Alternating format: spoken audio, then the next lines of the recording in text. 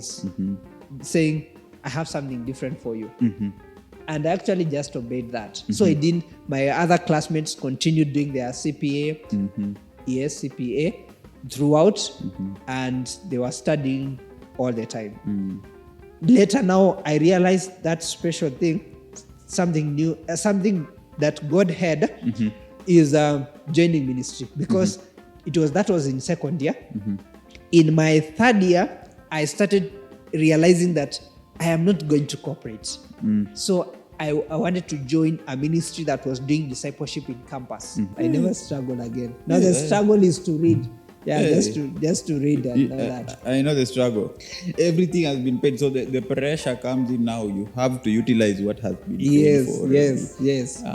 Yes. So, but there is what we call grace. I think I could say that there is grace because, of course, the monies for studies have been paid, but you may not have food. So there is also that time when you don't know when you're eating and when you're not eating. But for me, what was most important is, guys, the day is over. Tomorrow is another day. But there are times, when you have many ladies who are really potential, you're asking the Lord, why are you not speaking? Yes, so I was also at that level. They are here, all of them. You're also at that level. Where so let no young man there sit down and say, what I'm going through is for me and Lord. Also, Pastor was at that level. So there are many, but you will not take all of them. But also you need their guidance to know what really lead you to this person. So for me, there was some silence because I know when I'm guided. So there was just I not lead myself.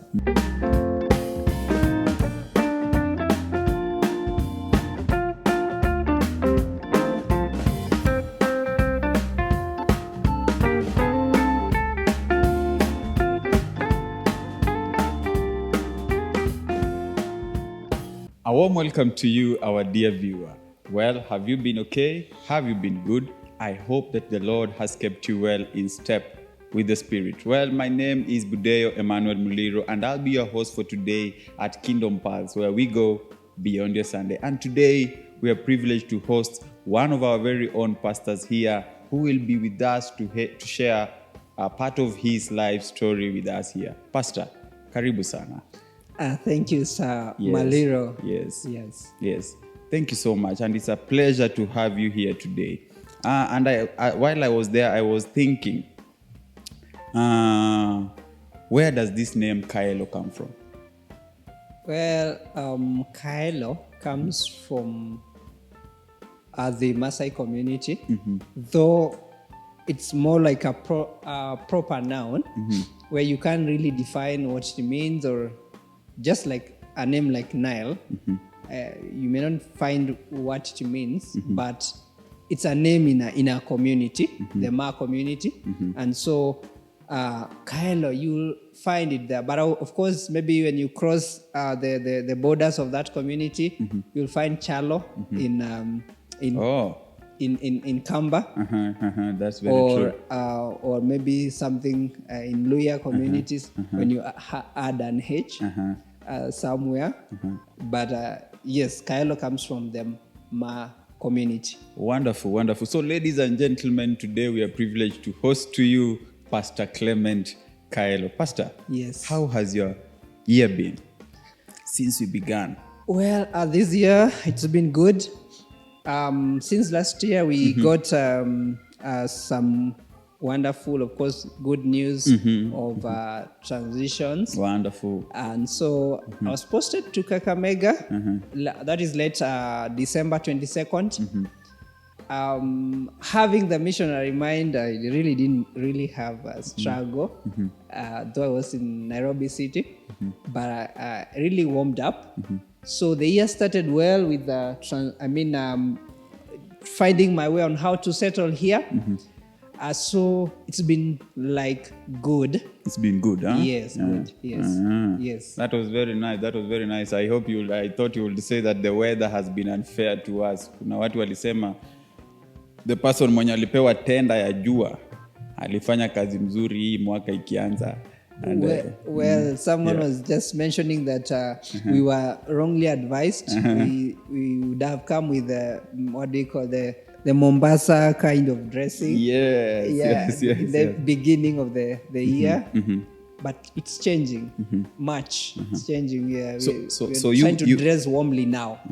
Yes. So you come from the Maasai community? Yes, I do. Which county is that? That is in Maasai, or the Maasai people come from about 3 counties. You'll find them in Narok County, That is very Kajiado County. The Samburu people, who are like brothers to Maasai, come on the other side of Samburu. Yeah, but they're like Laikipia County. You'll find Maasai too there. So there are about 4 counties. Nice. Yes, So but which I hail one? from Narok. Narok. Yes. Just Narok around, just a few hours drive from here. Sure. Not That very is far. very, very wonderful. Wonderful. So how have you grown up from Narok County? How has been your family growing up? Well, I grew up in a large family. A large family of what number? Which number? Sometimes I forget where I fall in the bigger family. We are 16. We are 16. But that is 2 mothers. And so my dad, I think he's quite a diplomat. Made sure that they're equal in number. 8. 8. Yes. So you're but 16 there I fall around. At times, nowadays I really counted and I realized I'm the 9th born of the bigger family. Of the bigger family. And the 3rd born of the immediate family. My mom is the younger in my father's household. That is very nice. I didn't know that a family can have that you can have 15 brothers and sisters. That imagine. Is quite encouraging. From where I sit, that is something so wonderful that I would really want to experience. But of course, time is far much gone. So. It's interesting actually to have a big family. There are things that you can learn from. Such things, especially let's say sharing. You learn a lot on sharing. That's very true. Some other things that you can learn is caring for one another. Something interesting is you learn to serve once and for all. No pleasure of serving many times. Maybe when you're served once and you're expecting the second, you just know when you go back for the second, it will even not be there. Yes. The 16th born, last born, Amanda. Guys. But it's still a good thing. It gives a totally different experience on how you grow up and how you. By the way, how are you growing up now in Narok County? You grew up in Narok County? I did. All the time? Yes, up to 4th form. Up to 4th form? Yes, before I went to university. Where did you go in high school? High school, I studied my primary level, still in the village, a school called JS Olenaeku. Why do you call it the village? JS. JS Olenaeku. It's just in the village. It's just in the village. We never used buses or... we used Route 11. The Shubaru school. The Shubaru.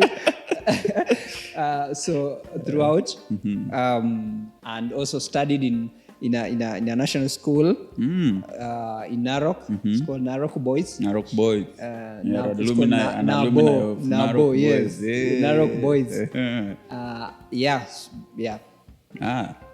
That is nice. So you grew up all your life. You have stayed in Narok County.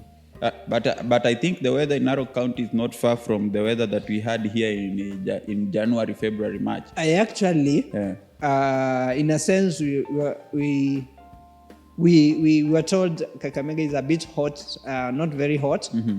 The weather is similarly fairly the same, and I thrive in hot weather. We do parallels with cold weather. I don't really like. Yes. Of course, that is a problem with us. We have a problem with the cold weather. Sure. But of course, sometimes we say that we encourage ourselves and we push through. Sure. As men, you cannot have an excuse to whatever thing that comes your way. Sure. Of course, with the help of God. Sure. So, you managed to go to school in the village. Yes, Yes. you said in the village. Let me use your word. Yeah. Yes. So you managed to go to school in the village, came all the way through to Narok Boys. By then, how was your life at Narok Boys? Probably you were bullied and you are not telling us. You know, bullying. Well, some advantages of being in a big family and not the firstborn. You realize the family would have a preference of one school, and you might have all your brothers in every of the forms. So That you is see, very true. Yeah. you will be protected definitely. Maximum protection. From harassment. So when I got there, actually in my first week, I was in the third form because my brother was there. So in the very first week. yes, so I was quite protected, but I really had classmates who were harassed. I remember our dorm. Of course, the dorm is like just like big hall, and then the beds cubicles, across, and so one of our classmates was pushed, and he was like the farthest near the door, while all the other people were on this side. So, man, it was a harassment. He lost his bucket, I really know. mattress, something like that. He was just crying at the farthest near the door. And imagine the calls. Yes, because the doors normally were not locked. I really know the struggles of sleeping close to the door in high school. Sure. That thing could be very hectic. Yeah. So you in school, you are in Form 1, first week, second week, and you are like, for lack of a better term, let me say you are the OG. You are just going around. You can do anything. You cannot be harassed. Yeah. You hey, but you see, you are living life very nicely. Somehow, it was good. And also there was a dangerous guy who was called Israel. So I actually was thinking, I think I can be called Israel at that time. Guys will fear me. Yeah, but that's how it was. Yeah. Nice. So how was it transitioning now from high school? Which activities were you really engaging in high school? Were you a sportsman, probably? Mainly, I like football. You like football, nice. My brother also loved tennis, lawn tennis. So he could also play lawn tennis. And just strolling. I really love strolling and adventure. Yeah, so mainly running, lawn tennis, and then adventure. Just socializing. Yeah. So I see potential in you coaching us as a church in one or two disciplines, right? So we can introduce one or two things, and we have Pastor Clement as our coach. That's a very wonderful thing. Yeah, tennis. Yeah, I do love tennis. So mostly you are a sportsman. I am a sportsman. Well, yeah, I am. I am. Yeah. In my own right. In your own right. Yes. Nice. It's good to be a sportsman. I was also a sportsman back in high school, and probably, I know maybe we could have met. Yeah. Probably, but the age difference, but probably we could have passed by. You know, at the time you could not really know that this is Pastor Clement Kaelo. Yeah. You just know that this is a Form 1 student. Sure. Just go. But anyways, that was really nice. So how was your transitioning? Now you are in high school, a very nice national school. I know. Yeah. Within the time, it was a very good school, and much was expected from you, even from the family, from the society, even from yourself. How was it transitioning now to the outside world, kukua raia? Well, maybe I could mention something from high school before even I mention me transitioning to the outside world. In Form 1, first of all, that was not the school that I was posted. It was like my dad just organized for me to go and study in that school. Was fairly not really a performing student, but average student or above average. Very important. And so when I go to that school, at the very first exams, I was I think I got fairly good grades. And I started asking myself, guys, I can do it. Guys, I can do it. I can do this thing. And so I became a bit serious in Form 1. Because you see, when you see a potential which you didn't have as much, you will be, I became a bit serious. So from then I went through and thankfully I performed well. Actually, was the second in that school. What were you aspiring to be while you were growing up? I was aspiring to be a doctor. Yes. But interestingly, I don't, blood in the real sense causes some nauseatic effect to me. I can, when maybe if I became a doctor, the patient come bleeding, I be the next patient. Yes. you tell your colleagues, hey, come. Kujeni mshughulikie huyu kwanza. Or just I can just faint. By the sight of blood. I don't like blood. Hey, you don't like blood? Yeah, I can't stand the sight of blood. Especially the blood, people's blood. Yes, generally. Yeah. You're lucky you are not among the two thieves who were crucified with Jesus. They would have seen Jesus' blood and said, wow. So you could have seen Jesus' blood and you say, hey. So you faint on the spot first. Just imagine. Yeah, you can just faint. Yeah. So now transitioning to the outside of the county. You see now, as I've already mentioned, I got a good grade that allowed me to secure a position in the university. And so that was the first time I went to Nairobi. I studied in When KU. was this? This is in 2000 and what? 2011. 2011. Yes, 2011. Right, that was way back. Yeah, 2011. Fairly, I'm a millennial in the early 30s. By then, I had not joined high school yet, but I was somewhere close to. So I went to KU, did agribusiness management.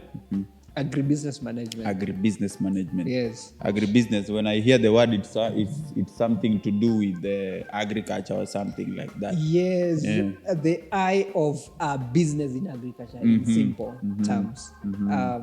The eye of business in agriculture.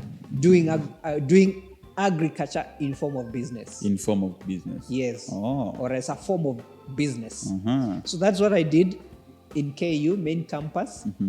That is how I was introduced to the outside world. World in a sense, Kenya, Narok County. One interesting thing I can note about going out to campus is, of course, I'll share my story of getting saved, but I started having faith in God that, got out every kind of fear. So one of my brothers... That is after campus, huh? No. Just joining... After high school. After high school. My in-law, brother-in-law, is the one who escorted me to campus. That was nice. So he was surprised. This guy is not afraid. He's just amazed how confident and all that. But it actually came from my salvation, which I will share in a bit. That I got salvation in high school. We are very curious. Yes. So that's how I was introduced now to the other part of the world that is outside my county. Yeah. That is nice. That is nice. Yeah. So you went, now you're in KU and you're doing agribusiness. So can I say you're a good farmer? Yes, I have they call it a green thumb. Yeah, you are able to see something grow, or you can able to take care. Green farm. At least you have the background knowledge and all that. Yes, but perhaps perhaps we put now agribusiness into practice. Will it be possible right now? Yes. I'm doing actually some business. Nice. That is very interesting. And I know from our viewers, we have it that we are now in Kakamega, Ingo. Yes. By the way, we have very many farmers here. Wow, yeah, nice. I'm glad very to many. That. Yeah, someone said that one thing can remain, especially as a business, is food. It's food. If anything collapses, people can stop traveling, yes. and the oil sector, or even the changes in how what we are using as energy, we can collapse. But food will not collapse. You always will need ugali. Always. You just imagine green vegetables. Always. Yes. The mrenda. Yes. Seveve. That one. Yeah. It can forever stay in us, just like the way we want salvation to stay in us, kabisa. Yeah. Food is there to stay. Yeah. So I'm glad to hear that. Maybe something else. Let me mention is it's important even to know how to grow some of the food that you eat. Let's say, for example, vegetables, because it will keep you health. You may not know how the other foods are grown. And so even when you keep your own small kitchen garden where you get your green vegetables, it can help even in your health. That is very true. Yeah. At least you know the inputs that you use. So to our viewers, that is some small advice from our pastor today, that try to grow something of your own. He's our advisor. Actually, indeed, in next week I'll be planting some green around here. Nice. Make sure you engage me. I already have some poultry farm. Well, it's not a big poultry. Okay, I have a chicken, so that's a faith venture. You have started with a bird, one bird. Wait, just imagine. So at least when you visit me and I can't see nyama around, I have chicken. Yeah. It is okay. It is okay. You see, most of the people actually say that I started with one, I started with two, I started with three. Now, when you have one like that, we have kicked off. Wonderful. We have kicked off. So wonderful. We have a future farmer here with us. Our dear viewer, we have a future farmer with us here. Anytime you need some cuckoo in the next few years, kindly contact our Pastor Clement Kaelo. For that. That's faith. Amen of faith. By the way, I would really love to consume what my friend produces. Wow. Yeah, it is something that one will be improving the life of your friend. You'll be consuming what you know your friend knows is good for you. So it is a plus for me, and I really love that. So now you are back in KU. Yeah.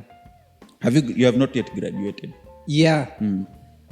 But now you have started to kick on, and you're moving with confidence out of the salvation that you have got. Now let's talk about this salvation. Well, about salvation, I grew up in that big family that I've already mentioned, where, of course, my parents were not saved, so I've not grown in church. I actually first attended church physically during the day, because in the night, as boys, of course, we will go out. Of course, you go out and not keishas or evening fellowships. You go and check whether your girlfriend has come to the keisha, something like that. So there are many reasons for the night. But during the day, I actually attended church for the first time in 2011. In 2011? Yes. Now when you are joining KU? Or after? Before, just right after high school. So I got saved in my last year. Of course, not because of exams. Sometimes there is that scary part. But I actually got faith at that time. I was convicted. There was a preacher who came. He was from KU, interestingly. He was a student. He was doing what we call TP. That is what TP? Teacher on practice. Yes, teacher on practice. Yeah. So teaching practice. So he came and he was a good preacher. He preached, and She somehow was in your school doing yes, the yes, practice? yes. He was doing practice in our school, teaching practice. So when he preached many sermons, I got convicted that I am usually a good person, but I am not that good. I have something in my heart that is not good, and I realized it's sin. And then something was said. I actually, when I was sleeping, found that the only thing that can cleanse me is the blood of Jesus Christ. And I got saved at night. It was not during the day. Wonderful. In my own house. So that's how I got salvation. But I came publicly to be prayed for later on in my church, home church. But I knew I got faith. That is a very interesting experience. Yes. You got saved in your own house. Yes. By yourself. Yes. Through faith. In the evening, yes. Hey. At night, after the preaching, I was really convicted I am a sinner. I was not prayed for by the student teacher who was preaching. It was just a strong conviction. Yet all this time, Yeah. you have grown up in a family whereby salvation is something very foreign. A bit foreign, yes, because you don't go to church. You don't go to church. You're not taught about anything Your parents to do are with. not telling you about anything about the same. Yes. Ah. They are good people, and we also became very good people. But it's not salvation. Yes. Yeah. That is nice. Yes. That is nice. So how did now I'm sure your teacher in practice, there is a way that she was a she. Yeah, no, he was a gentleman. A gentleman. Yes. I'm sure there's a way that he received you. How was it that you went to confess? How did you do your confession? Actually, I didn't respond to. No, he never did an altar call. There was no altar call. It was just a conviction that I am a sinner. And I needed the blood of Jesus to cleanse me, to make me good, because I was a good boy. I didn't do, I think my parents were a bit tough. You really cannot joke around doing, maybe being someone who tries this thing, what do you call, maybe drugs or alcohol, nothing, just being good. And so I knew I'm a good boy. But now that preaching caused me to realize that it's being good doesn't really matter so much. You need to get to be saved, because it is more the heart issue. Yeah. Something of the heart. It's something of the heart. And so I believed I got saved. I just confessed my sin. I confessed at night. At night, not in my just in my your closet. Own place. Yes, in my closet. By yourself. By myself. That is very encouraging. I just said I got saved. No one prayed for me. Yes. And that is how you said that you are saved. Yes. And you are saved and you moved on by faith. I moved on. But when I went home, I validated that. I went to my pastor and told him I got saved, but now because the church is receiving me, it's again like you doing it again, being born again in the church. In church now. So they prayed for me in the church. It's like formalizing. It's more of formalizing. So they prayed for me, and they knew I got saved. But it was way back before that. Yes, some months before that. It happened yourself. It happened. Yes. Some month before that. Yes. Then you I kept on moving by yes. faith, Yes. comfortably, Yes. very nicely. Yes. Then afterwards, Yes. they did an altar call, and you were convinced now it is your time now. No. I took myself not in church to the pastor's home and told him I want to get saved, in a way to formalize, so that when I go to church on a Sunday, they will announce that there is a gentleman who got saved. So that is how I now got saved to the people. Yes. Yes. You're truly an encouragement to anyone there who just thinks that you must come really to church in order to get salvation. Salvation begins from your heart. Yes.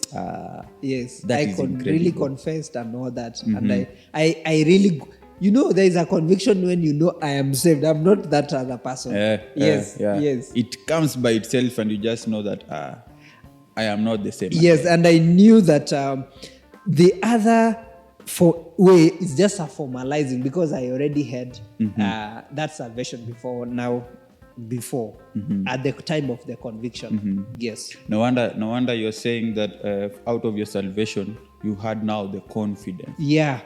Because it came by itself. Yes. Yeah. Yeah. Nice. That so throughout now you've got your salvation. Yes. Before you have finished your high school. Yes. Did you get any chance to minister before then, or to convince, or to engage in any ministry work at that level? One thing I would say is that I joined church at that time when I cleared fourth form, joined the church in the community. And I think it is good to say that I in church there, as a young person, youth, I got a culture. Everyone had a girlfriend, and I got saved, and I'm a young believer. And these are the people I found in church. So I also scouted for one. Yeah. And so you see, these the hard to get ladies. When they know you are pursuing them, they now go and hide behind the bush somewhere and say you're not getting running, but they don't go too far. They're just closer. There is the pursuing part. They just try to make your life difficult a bit hard to get. So I did that for some time, but when I joined campus, it dawned on me that this is wrong. And actually, the girl came in the same campus, and I preached to her now at that time. Yes. Hey, see, your life is revolving around Narok and KU too much. Yeah, so I told her I got saved. And even the guys whom we were friends and we were calling each other, how is your girlfriend and all that, I started telling them about Christ. But do you know, Pasi? Yes. You should tell us how you got through the challenge whereby you are moving out of a place whereby you have found a culture and a situation there. And you have adopted to it. Then when you go to KU, where this culture is somehow even, I think, double or triple, something like that. Let's say it has escalated. Yet, this is why you now say and come down and sit down and say no. No, it's more of what we call, it's understanding. You know, there are things that you can do without knowledge. When you are a young believer, the things that you can do, thinking you are on the right. But when you read the Bible, or you're being preached to, and you're being told this is wrong. If actually what confirms your salvation is the ability to respond to the true teaching. To the true teaching. Yes. So I kept reading the Bible, and so I realized, this is wrong. So I stopped it. Yes. So it's more of, you don't know, but you get to know. You get to know. Yeah, when you get to know now, I responded positively. Sasa hapo tunaanza kusema umekomaa katika uokovu. Nimeanza kukomaa actually. Yes. Just the beginning of obeying. Yes, I think because more of salvation is obedience. You know this is not good. It's actually when you check, maybe an adult, a mature Christian becomes lazy. But when you're hit that you need to be hardworking, then you pick up and be hardworking. You also see that I'm a Christian, yes, but I need to be hardworking. I'm a Christian, yes, but I need to do this and this and this, which is also right. Yes. So now you are in KU. Yes. And just briefly take us through your life in KU for the 4 years. So in KU,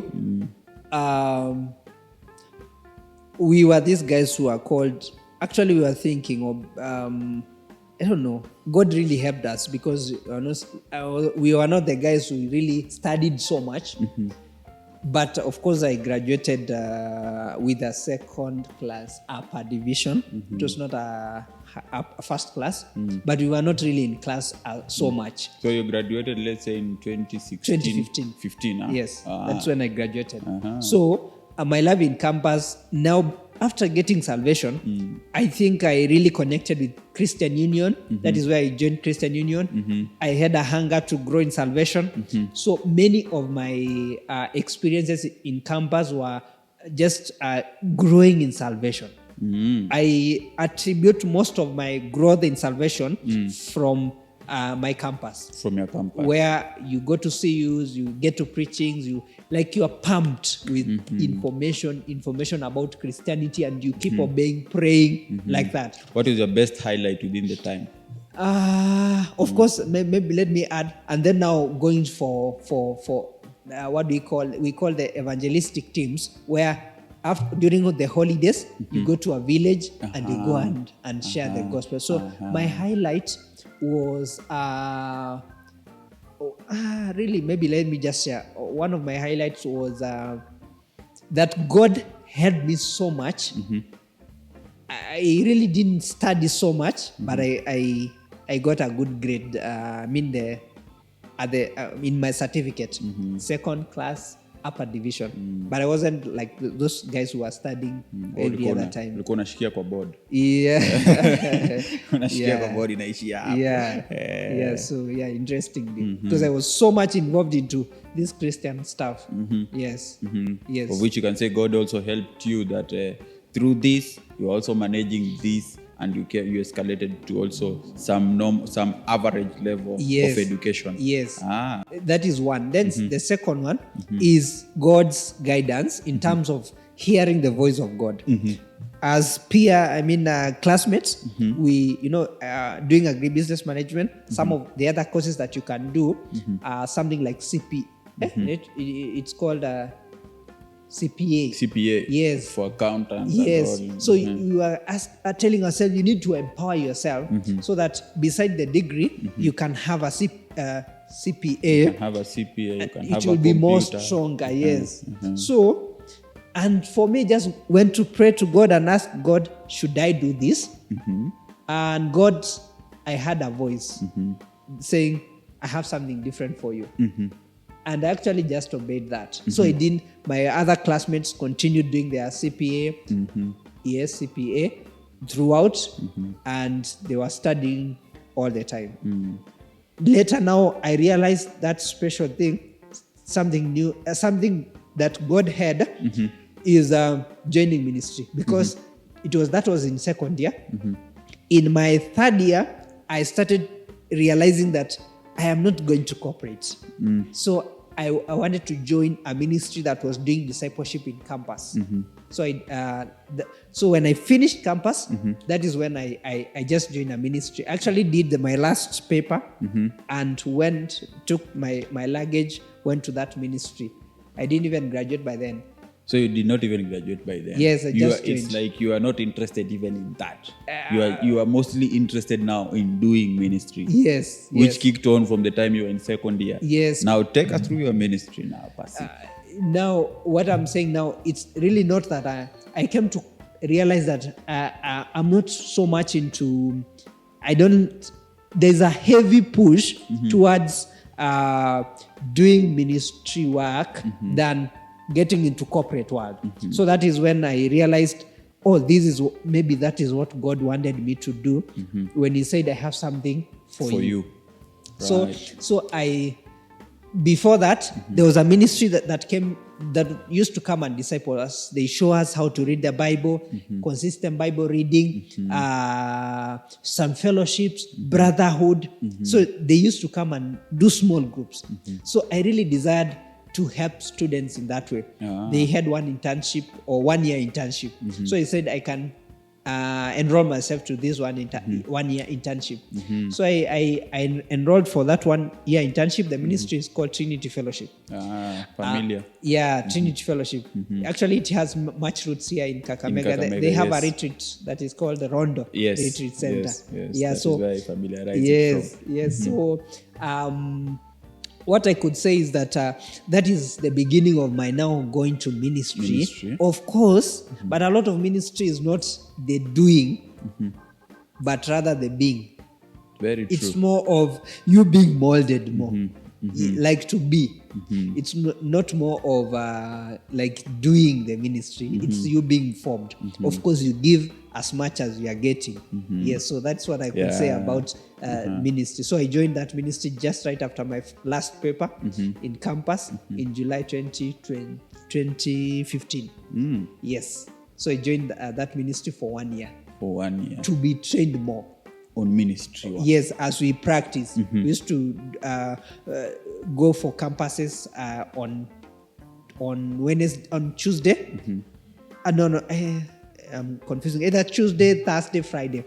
Those, and then we rest 1 day. In between. The other times is you are being sharpened. So now you have done ministry, you have gone into internship. Yes. And now you are done. Yes. Now, how were you able to deploy your skills? What was your first entrant point? So I would say I started realizing that this would be my line completely. Actually, I actually applied for a master's degree at Gordon Cornwell. It's in the US. But something happened. I did not finish that application. So I knew this is the line. And so with that, I started connecting with other organizations that are doing discipleship, navigators, other missions organization like MCN, missions, that is Missions Campaign Network. And so that is how I started ministry. But I think God guided me to the point that I stayed in that organization for 2 years, not 1 year. And then from there, I joined CITAM as a camp intern. There's a program called Camp Internship in CITAM. It's a 1 year. So that is now 2017-2018. Yes. From there, they offer a program called, of course, a program for scholarship, training in theology. So I did a master's in biblical studies, divinity. Divinity is more of a heavy, a bit heavy. Basi time yote bado huja graduate KU. Man, I graduated. July I finished my papers and graduated in December. Yes. Nice. Oh, so you just shifted after your But I was not very happy because I knew what God was calling me to is not what the degree was really bringing to. Can I say that you are more interested on having a paper based on more theological? Yes. So you are seeing like, this agribusiness now, it has come, but again let me tell you, I wasn't very happy even if I had that paper because it was not the one that would be going to help me at that time. I actually was so happy when I finished my master's in theology. I was happy and I could even tell my parents. So your master's, the one that you applied but did not go through, finally you processed it? Yes, I now did it locally. You now did it locally? Yes, not in the US. Gordon Cornwell. Okay. Where did you do it from? In Karen, there's a university called Africa International University. It's actually one of the best universities in Africa. It has some of the top scholars. We at CITAM here, we're familiar with Africa International University. AIU. Yeah, we are very familiar with them. So here you are. You are now done with your masters. You are now at CITAM, doing training. Well, the 1 year internship is the only paid, not really paid, but given something as a stipend to help you push through. But after the 1 year internship, the time for your training would be more of you're given the scholarship. That will be the support mainly. Sometimes other people will get the scholarship for to study as a student pastor, but many times in our time it was dry. We can call it was a desert time. Others are enjoying right now a bit. But I was not now in CITAM or officially as a pastor. I was a volunteer because they are supporting me with the scholarship. So how did you move on slowly up to now where you became a pastor at CITAM? I continued after campus. Now the theology training, 3 years, but I graduated the 4th year. Actually, I was offended by my brother one time. He asked me, now in theology school, you read the Bible every time. Guys, well, I swallowed that. Your own brother. Bitter, that bitter pill or something like that. Because it's actually very, very rigorous. Rigorous is very rigorous. So I did 3 years, finished my studies, but was not able to graduate because I did not finish my project. Your project. Before the graduation day. So it had to move to the other year. That is how it is. It's not even like the other courses, like the undergraduate, which you can even finish very fast. So when you're done with it, you wait for the next year. Yes. So for those who want to go for theology, just know you will read. You will have to read. You have to read. You'll have to read. You have to read. You have to read. Yes. And Pasi, perhaps you can tell us, while you're in theology, what was really your best highlight there? I think I can mention that my highlight in theology is that God can take over your life. Yeah, because I give a story that from the beginning, my dad is quite a respectable person, and he's whatever something that he is not able to do. Sometimes especially that concerns money, which he's supposed to, in quotes, he will not have the courage to tell you.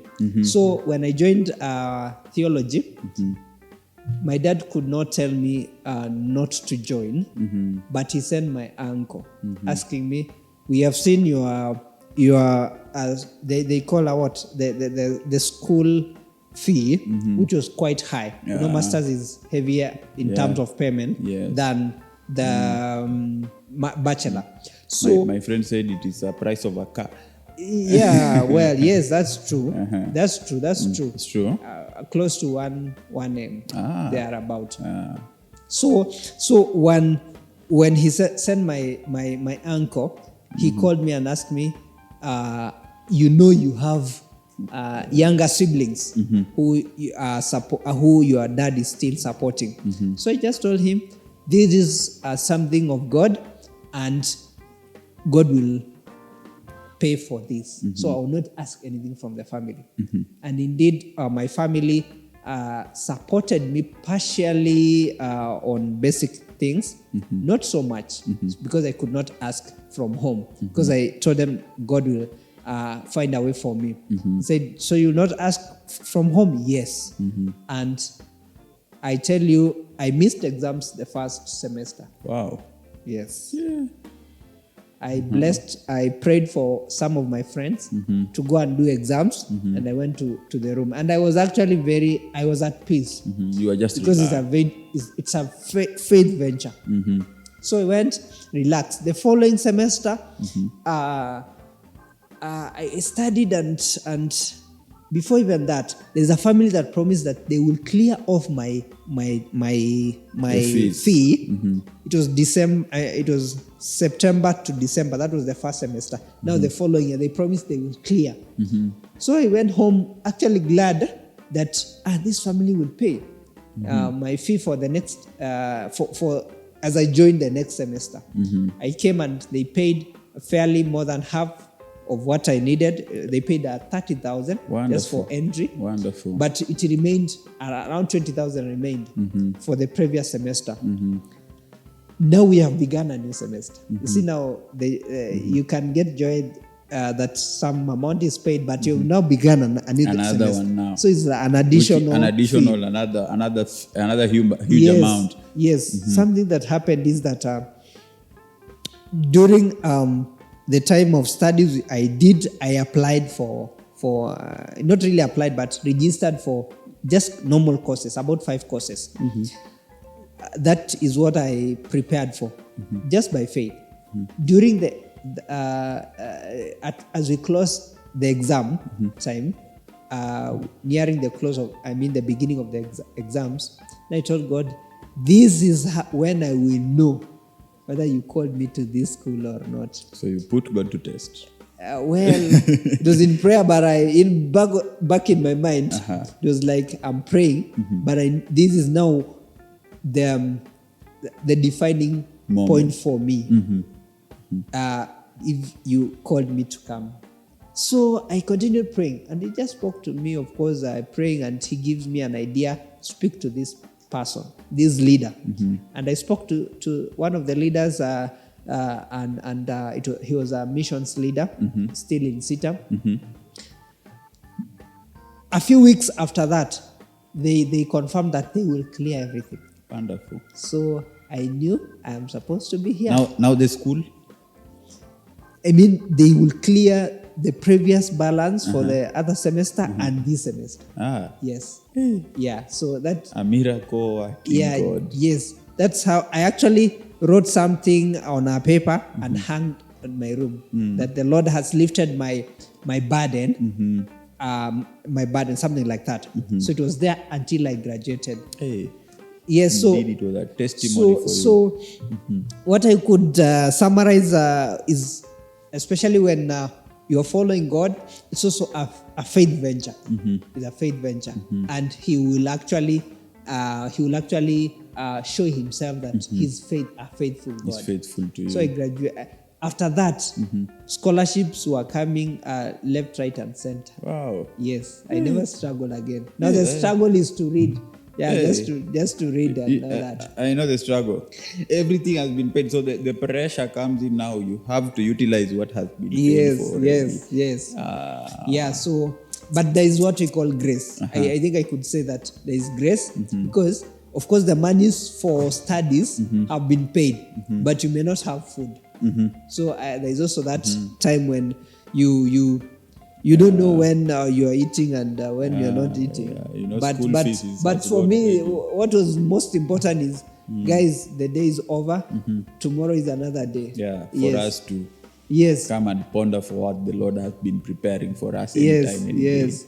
So the highlight is more of faith. Especially in what the purpose of God in one's life, which must be accomplished by faith. That is so wonderful. Yes. And all through since we began this show, you have been talking about faith in terms of how you got salvation. Yes. Faith now in terms of how you go through your education. Yes. That is a wonderful testimonial. And it is really amazing on how God has worked through your life all through up to now where you have joined. Now, I want to know how you joined CITAM. Now going back to a little bit, we started just mentioning that I continued as a volunteer pastor. I volunteered as a pastor from the time of my graduation, of course, even while I was studying. But of course, there is a balance. My primary thing when I'm in school is studies. Because sometimes ministry can confuse you. Or, you need to know what is the priority at that time. So I knew. So even when ministry really calls a lot and I have studies, I choose studies. So where were you volunteering? In CITAM still. In CITAM, huh? Yes. Which assembly? Kangundo Road. It's actually I was in a team that went to plant Kangundo Road in CITAM at 60. Wonderful. 2019. Wonderful. Yes. So you have been a church planter. Well, yes, somehow. I've been in areas of, especially where ministry is beginning. And I really enjoyed that also. Where else have you been where ministry was at? Actually, now while I'm beginning, while I'm studying, I was a volunteer pastor in Kangundo Road, which is a church plant. Just right after everything about schooling has ended, my supply for going to Kangundo Road ended, and I need to move out of school. And so I went to Kitengela, and it was just another church that is beginning. Yes, that is now in 2022. 2022. Yes, That's recently. 2022. So I served there for 2 years. 2 years. Yes, around 2 years. At CITAM Kakamega. At CITAM Kakamega, just as a volunteer. Just as a volunteer. Just as a volunteer. Faith. Walking even to church. I can walk to church. I go and pray. There's sometimes I was really waiting on God because I already have the papers and everything, but the opening was not coming. There are times I could even spend it just in church praying. Yeah, there are those people who maybe you want to explore about personal occasions. You can. I know of that a bit.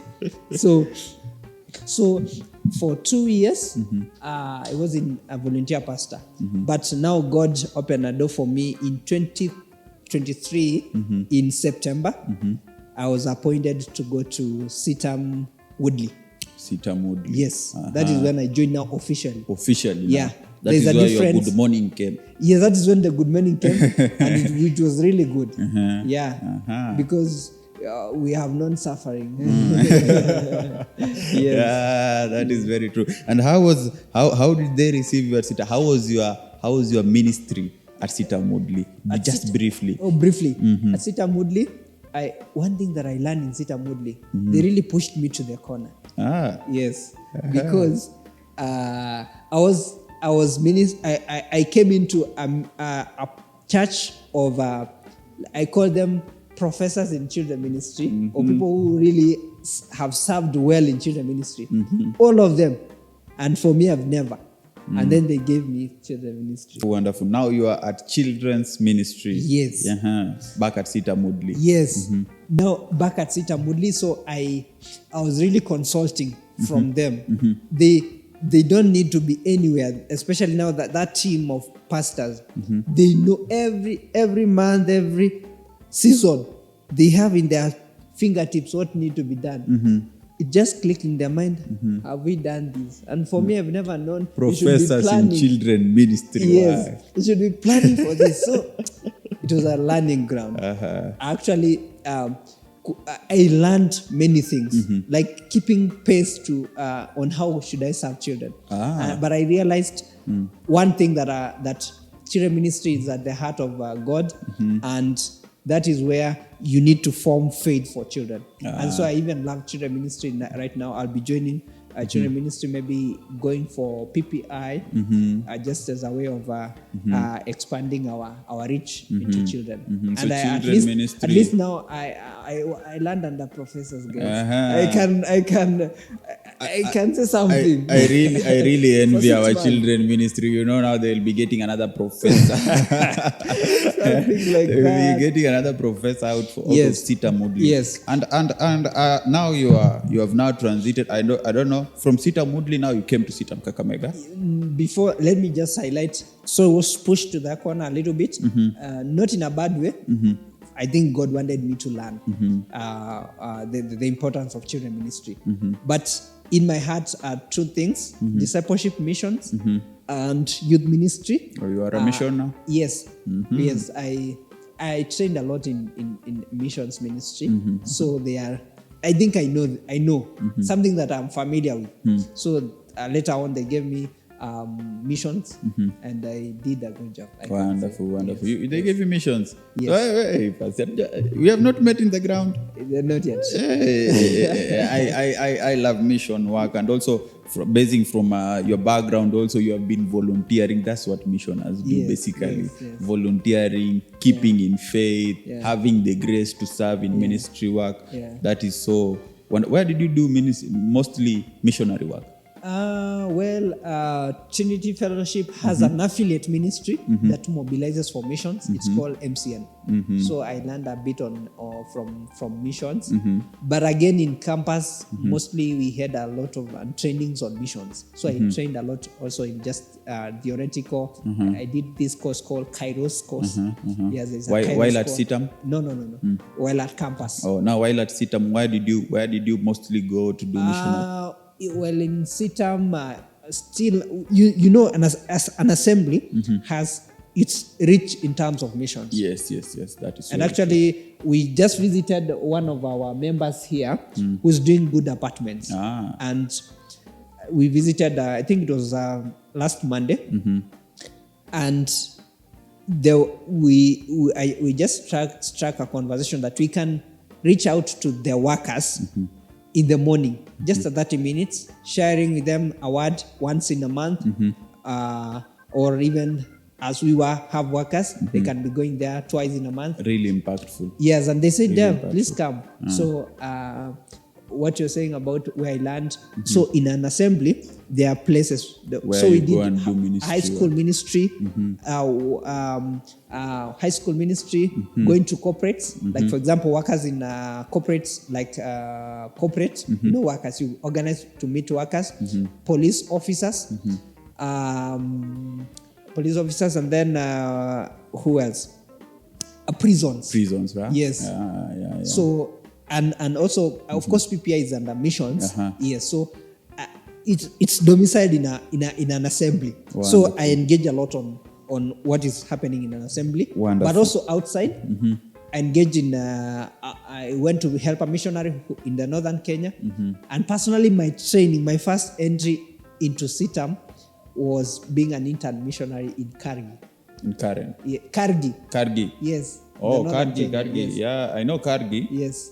We were sharing with our lead pastor. Yes. And he also was a missioner there for quite some time. He came Kargi. after, yes. Yes. That is so nice. After my internship, but he was in Achas for many years. Now, Pastor, as we conclude, I would like us to now get to know your story of how now you came to now CITAM Kakamega. Just briefly. Now for CITAM Kakamega, came to CITAM Woodley from Kitengela on official appointment 2023, around September there. That is Woodley. I served for 1 year and a half, 1.5 years there at Woodley. And the Good Morning CITAM greeted us in 2024. It was actually in 2024. We are coming to us. December, yes. Yeah, you have said it greeted us. So I'm coming to us. Yes, it greeted us. Sometimes some people will not be greeted. There's some who have not been greeted. So it greeted us. And so in December 2022, Good Morning CITAM to Kakamega. And as I told you, I really love missionary work. Missionary in the sense, it may not have to be one place forever. Yeah, of course, going, interacting with new people and serving with them, making friends. Like that. Yes. Nice. How are you faring on now here at Igbo? Well, away from settling. The weather now. I'm faring on well. Loving the place. At least here, seems life is not. It goes a bit slow, and so I'm settling. I'm loving it. It's I think nice the other place, side seems life runs too fast. Yeah. In Woodley now, two services. Hata watu wanasemanga watu wa Nairobi, mtu anaharakisha hajui. Someone is just walking fast. Yeah. No agenda, no nothing. Just walking fast. The weather is good here in terms of, the fresh air. Here, becoming now a farmer again. Now here is away from town, so it is allowed. Yeah, but also I love when I get some free time to. I love studies, so I just learning, expanding my knowledge. Yes. Nice. That is so good. And I can assure you that we have been so glad that we have been having you here at CITAM Kakamega. Of course, your teachings, your preachings, they are very impactful. Not only to me, but I'm sure also our viewers and our congregants are very happy and glad to that. Pastor, as I finish, you are happening to serve alongside with your wife. Yes. How did that come along? Just briefly. How did you meet your wife? And perhaps, if I may ask, before we even go far, is this the same person who was playing? Well, no. Okay. Different person. Okay. Yeah. So we met at the first time I saw Charity in 2016, there about 2016. We met in that ministry which I joined. She was in the missions campaign network, MCN, which is an affiliate ministry of Trinity Fellowship. Yeah. So, like brothers, you come just to enjoy some games together, get to bond. So I just met her that time. So my first sight of Charity was around 2016. But that is just sight, like that. Then when I joined CITAM as an intern, we met again because she joined after me. So she came in 2019, there about 2019. So, of course, during the lockdown, because of COVID, we happened to meet in the same church, Kangundo Road, Church Blood. She was actually the children pastor. Nice. So I think now we got to know one another in the level of ministry, serving. You just know this is a good person, good sister. Yes, and nothing much from there. And you kicked on very nicely. But there are times, when you have many ladies who are really potential, you're asking the Lord, why are you not speaking? Yes, so I was also at that level. They are here, all of them. You're also at that level. Where there are so many, let no young man there sit down and say, what I'm going through is for me alone. Yeah. Also, pastor was at that level. Yeah, so like there are many, but you will not take all of them. But also you need their guidance to know who what really lead you to these person. other. So for me, there was some silence because I know when I'm guided. So there was just I not lead myself. So they remained the many of them, but I went on for other relationships which never materialized. And one time I knew it is her is when we are doing she became a friend after serving in ministry. And so what happened is when I was given what we call the appointment, she called me and congratulated me. Wow. And one thing that I knew is she's the one because she never wanted to serve in CITAM. Yes, she never wanted. So for me, I never wanted to approach her because there was a policy in CITAM that never allowed two couples to serve together. And that policy was changed last year, that you cannot serve together. So it was changed after us being together now. Yes. And now here you are. Wonderful. That is wonderful testimonial from your life story. And now perhaps as we finish now, I'd like to give you a chance probably to talk to your congregation. Just talk to them. What I would say is it's good to walk along with people because stories about people are real. Stories about people are real, and you can identify with the stories about people. You get to know you fail and you arise. You get to learn, their failures and their successes. What can you avoid from their experiences? And so I'll just tell them that God is faithful. For those who are looking for purpose in life, God has a purpose for each and everyone. Both in terms of purpose, personal life, as well as social life in terms of marriage. And God will keep guiding you as you follow through His leading. Yes. Do not go ahead of God.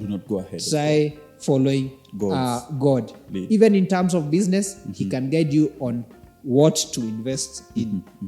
So I think what I would say is that God is is a person whom you can relate to in every aspect of life. Thank you. That is so wonderful. Yes. That is so wonderful of you. And Pastor, we are so glad here at Kingdom Pass to have hosted you today. Thank you. You have been very enlightening. You have given us teachings that will shed a light to many of our viewers and even to me as myself learning from your experiences. Thank you. To our dear viewer, that was Pastor Clement Kaelo from here at CITAM Kakamega, and we hope that you enjoyed this show for today. And kindly, if you kindly take note and subscribe to our channel. Also, don't hesitate to give us feedback on the comment section and also to like our production. Thank you. Have a blessed time. My name is Emmanuel Muliro, your host for today.